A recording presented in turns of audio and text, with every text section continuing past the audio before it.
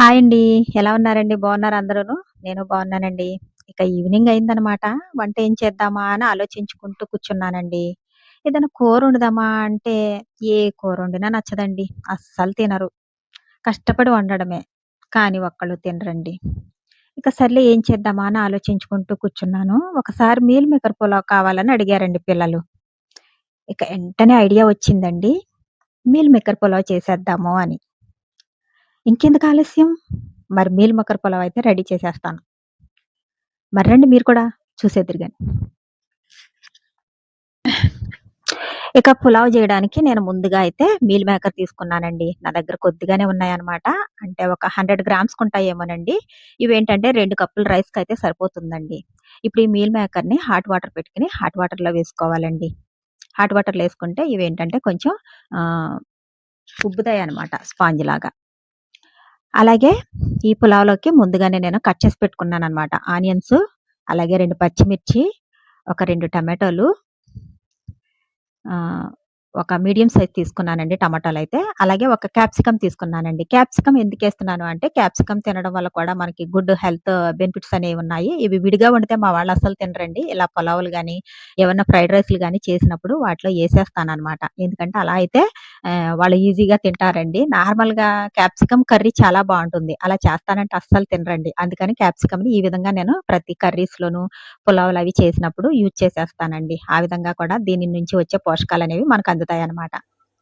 ఇప్పుడు ఈ మీల్ మేకర్‌ని హాట్ వాటర్‌లో ఏసేసుకో ఆల్రెడీగా స్టవ్ మీద హాట్ వాటర్ అయితే పెట్టే ఉంచానండి. చూసారా? హాట్ వాటర్ మరుగుతున్నాయన్నమాట. ఇప్పుడు ఈ మీల్ మేకర్ అనేది ఇందులో ఏసేసుకొని స్టవ్ ఆఫ్ చేసేసుకోవాలండి. ఆ వేడికి ఇవి వాటర్‌నంతా అబ్జర్వ్ చేసుకొని సాఫ్ట్‌గా బౌన్సీగా అవుతాయండి. ఇప్పుడు వీటిని పక్కన పెట్టేసుకోవాలండి. పులావ్‌ని నేను కుక్కర్‌లో చేద్దామనుకుంటున్నానండి. అందుకని స్టవ్ మీద కుక్కర్ అయితే పెట్టుకొని, కుక్కర్ వేడెక్కగానే కొద్దిగా ఆయిల్ అయితే వేసుకోవాలండి. సరిపడా ఆయిల్ వేసుకోవాలనమాట. ఈ ఆయిల్ వేడెక్కగానే మనం కట్ చేసి పెట్టుకున్న ఆనియన్స్, పచ్చిమిర్చి, అలాగే టమాటో, క్యాప్సికమ్ ఇవన్నీ కూడా ఏసేసుకొని ఒకసారి బాగా కలుపుకోవాలనమాట. కలుపుకొని ఇవి కాస్త సాఫ్ట్‌గా మగ్గే వరకు కూడా మగ్గించుకోవాలండి. ఒకసారి మూత పెట్టేసుకున్నామంటే మగ్గుతా ఉంటాయండి. ఈలోపు మీల్ మేకర్‌లో ఉన్న వాటర్ అంతా తీసేసుకొని వీటిని చల్లారబెట్టుకోవాలండి. అలాగే రైస్ అయితే తీసుకున్నాననమాట. ఈ కప్పుతో 2 కప్పులు రైస్ తీసుకున్నానండి. ఇప్పుడు ఈ రైస్‌ని శుభ్రంగా వాష్ చేసేసుకోవాలి. వాష్ చేసేసుకొని ఈ రైస్‌ని కూడా పక్కన పెట్టేసుకోవాలి. ఇప్పుడు ఈ మీల్ మేకర్‌లో ఉన్న వాటర్ అంతా మనం పిండేయాలండి. ఆల్రెడీ చల్లారిపోయినాయన్నమాట. ఈ మీల్ మేకర్‌లో ఉన్న వాటర్‌ని ఈ విధంగా అయితే పిండేసుకోవాలండి.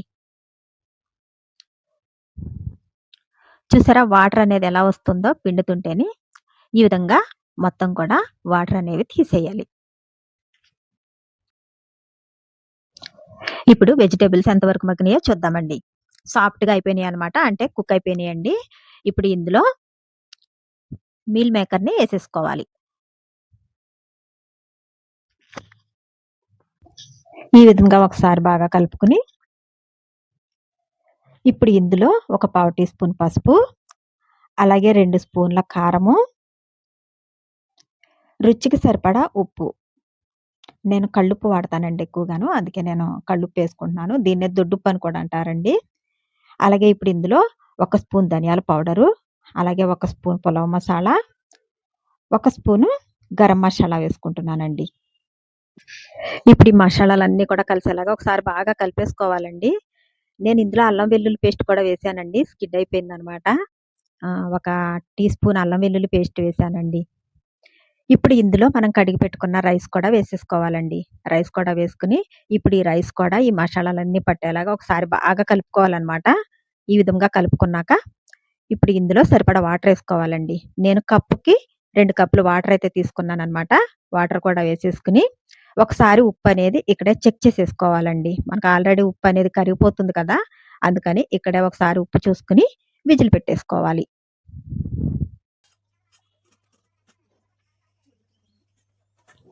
ఒక 3 విజిల్లు వేయించుకోవాలండి. అదే పాత బియ్యం అయితే గనక 3 విజిల్లు వేయించుకోవాలి. కొత్త బియ్యం అనుకోండి 2 విజిల్స్ వేయించుకుంటే సరిపోతుందండి. ఇక విజిల్ చల్లారే వరకు కూడా వెయిట్ చేయాలన్నమాట. ఇప్పుడు విజిల్ చల్లారిపోయినట్లుంది. ఒకసారి ఓపెన్ చేసేద్దాము. ఎలా ఉంటుందో ఏంటోను. వావ్! భలే వచ్చింది చూడండి. మనం కుక్కర్ విజిల్ పెట్టాం కదా! ఈ మసాలాలనేవి పక్కకుండిపోతాయండి. అందుకని ఒకసారి గరిటె పెట్టుకొని ఈ విధంగా మిక్స్ చేసుకోవాలండి. అన్నీ మిక్స్ అవుతాయన్నమాట ఈ వేడి మీదే. అంతేనండి. వేడి వేడి పులావ్ అయితే రెడీ అయిపోయిందండి. యమ్మీ యమ్మీగా ఉంటుందన్నమాట. ఇప్పుడు దీన్ని టేస్ట్ చేసేద్దామండి. ఎలా ఉంటుందో ఏంటనేది టేస్ట్ చేసేద్దాము. ప్లేట్‌లోకైతే సర్వ్ చేసేసుకుంటున్నాను. ఇక వేడి వేడిగా పులావ్ అయితే రెడీ అయిపోయిందండి. చూసారా ఎలా పొగలొచ్చేస్తుందో? గుమగుమలాడిపోతుందండి. ఆ స్మెల్ కూడాను. ఇక నాకెలా ఉన్నా గాని మా పిల్లలైతే ఆరాటపడిపోతున్నారు. ఎప్పుడు విజిల్ తీస్తానా అని నా వీడియో కోసం వెయిట్ చేస్తున్నారనమాట. ఇక టేస్ట్ అయితే చేసేస్తున్నానండి. ఎలా ఉంటదో చూద్దాం. టేస్ట్ అయితే మాత్రం సూపర్ ఉందండి. బా వచ్చిందండి. ఆహ్, పర్వాలేదండి. అంత స్పైసీగా లేదు. అంత ఇదిగాను లేదు. కరెక్ట్‌గా సరిపోయినియండి. నేను ఉజ్జాయింపుగా వేశాను అన్నీని.